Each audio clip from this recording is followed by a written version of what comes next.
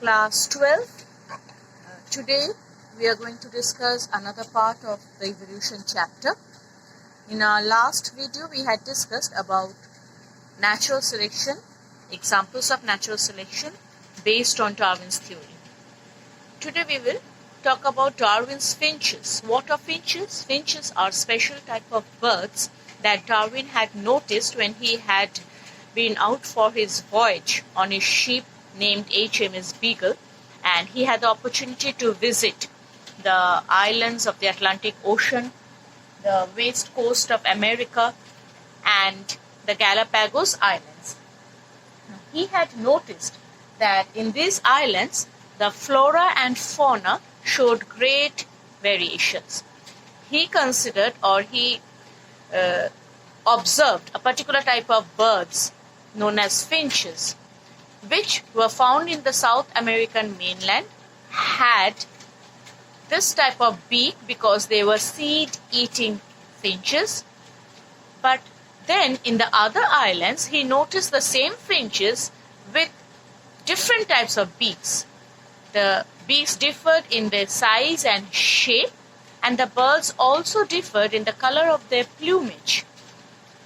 Now, the difference was due to different feeding habits. As the islands moved apart from each other, the birds also moved into different islands, and based on the availability of food there, they needed to adapt themselves, and the variations occurred in the shape and size of their beaks according to the food available. So some of the finches, the main one, were seed eating, and then some fed on small insects, some on buds of flowers, some on cactus and fruits, and this is how you can see the shape and size of their beaks changed, and this was termed as adaptive radiation.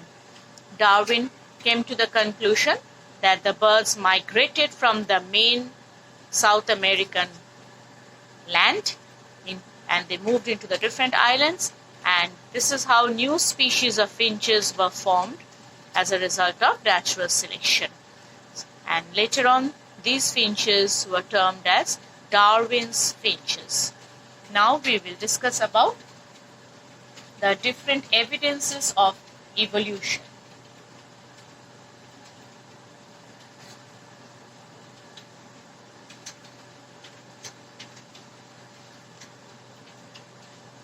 According to the scope of the syllabus, you need to study the morphological evidences, paleontological evidences, embryological evidences, biogeographical and genetical evidences. Under morphological evidences, what is morphology? It's the external physical features of plants and animals. And here we will discuss about certain terms like homologous organs, analogous organs, vestigial organs, and atavism.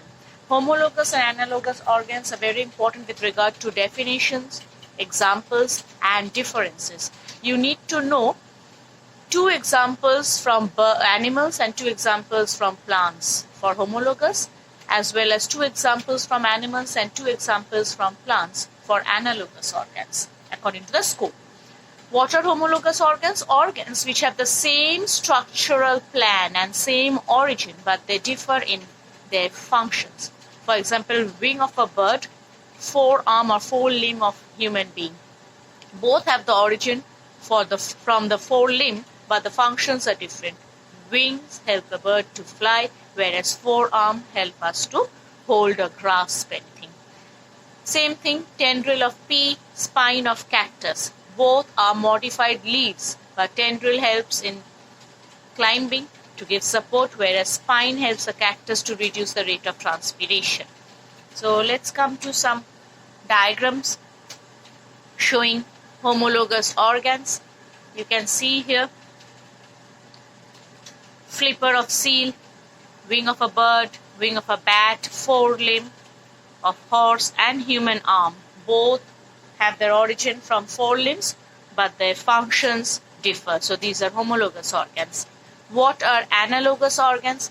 Organs with different structure and different origin, but having similar functions. Example, wing of a bird and wing of an insect. their origin is different. Wing of a bird, it develops from the forelimb, whereas wing of an insect develops from the external epidermal layer. But their functions are same. Both helps in flying. Tendril of pea, tendril of grapes. Again, their origin is different, functions same. Both help in support while climbing. So here we have some examples showing analogous organs in animals. Wing of an insect, wing of a bird, having different origin but similar functions. Next we come to vestigial organs. What are vestigial organs? Organs that were functional. Be very careful about the keywords. Were functional in our ancestors but are non-functional in the present possessors. So the verbs make the difference. Okay, be very careful. They were functional but are non-functional. Example, vermiform appendix, coccyx or the tailbone, wisdom teeth. These organs are known as vestigial organs. So some of the vestigial organs of animals, at least 2-3 examples you should know from the human body and 1 or 2 examples from other animals. So these are vestigial organs which give us some evidences of our evolution from the ancestors. Next we have atavism. What is atavism? It is the reappearance of ancestral characters. Again, be very careful about the keywords. Please do not write appearance. Reappearance of ancestral characters. Example, human being born with a tail. It's an exceptional case, but instances are there. Some human beings can also show movement of their pinna, which is an ancestral character. So we've got to know these 4 terms: definition, example, differences under morphological evidences: homologous, analogous organs, vestigial organs, and atavism. Next we come to paleontological evidences. What is paleontology? Study of fossils. What are fossils? Fossils are petrified remains or impressions of organisms of the past which have been embedded in rocks and preserved for millions of years. These impressions are created on the rocks. Here you've got to study about the fossil bird called Archaeopteryx lithographica. That's the scientific name. It was first studied by Andre Wagner. Why do we need to study the fossil bird? Because it, although looks like a bird, it has some features of reptiles as well as some features of birds, which proves that birds have evolved from reptiles. Birds are also known as glorified reptiles. So let's look at the characteristics. We've got to know the reptilian features and the avian features in Archaeopteryx. They have scales all over their body, jaws with teeth. Unlike birds, non-pneumatic bones. What are pneumatic bones? Bones having hollow air-filled structures to make the body light, but here we find they have non-pneumatic bones, solid bones, fingers with claws and long tail like any other reptiles. But what are the avian features?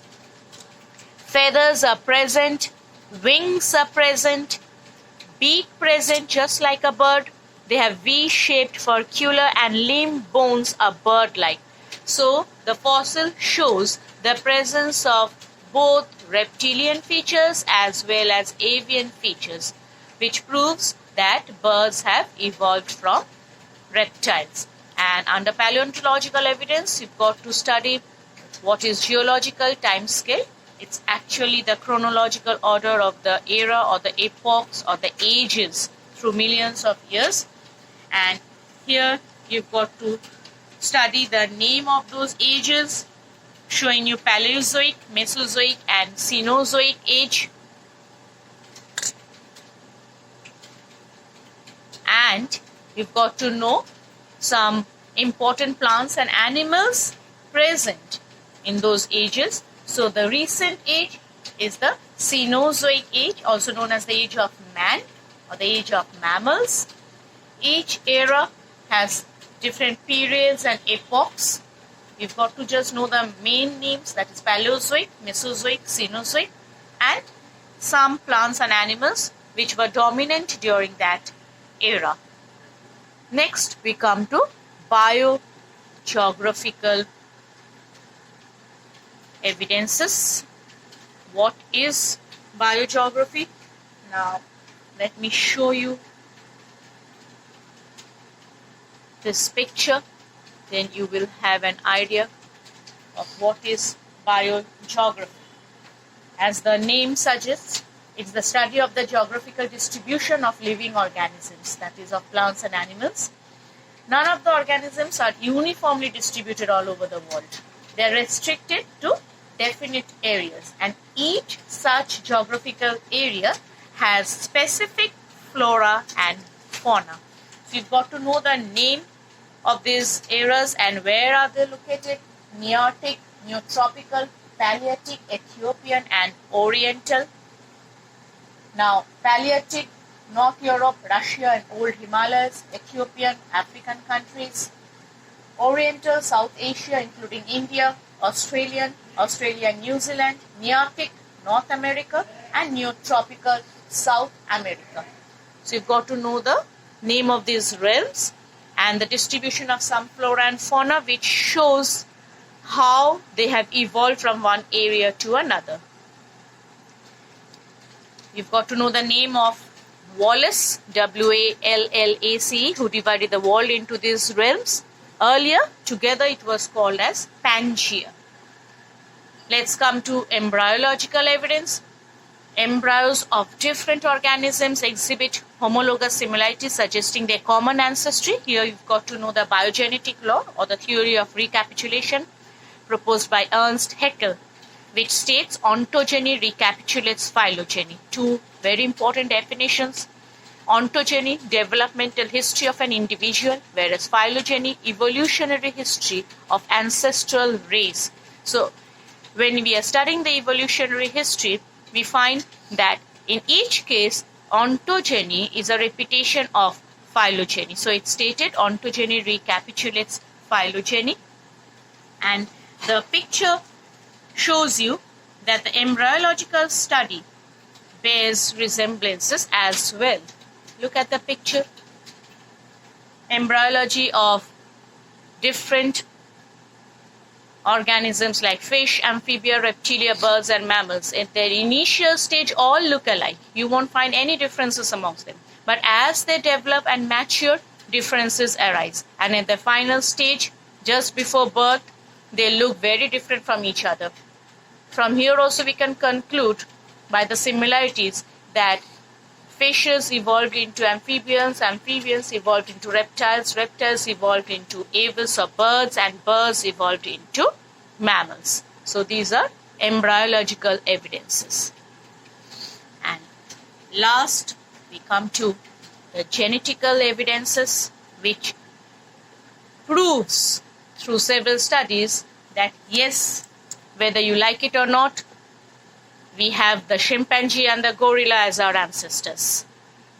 So, genetic code like AUG, adenine, uracil, guanine. I hope you remember the nitrogenous bases. The genetic code AUG codes for the amino acid methionine in all the organisms. All living organisms follow the same genetic laws. The serum profile of man is very, very similar to that of chimpanzee. And it has been seen that the chromosome number 3 and the chromosome number 6 of man and chimpanzee show similar banding pattern, which proves that yes, we have originated from chimpanzee. 98.2% homology is found in the DNA base sequence of man and chimpanzee.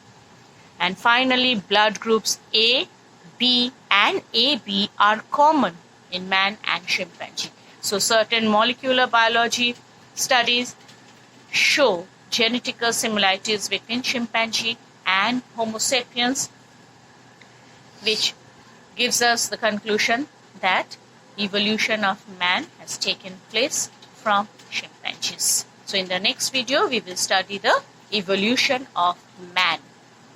Thank you.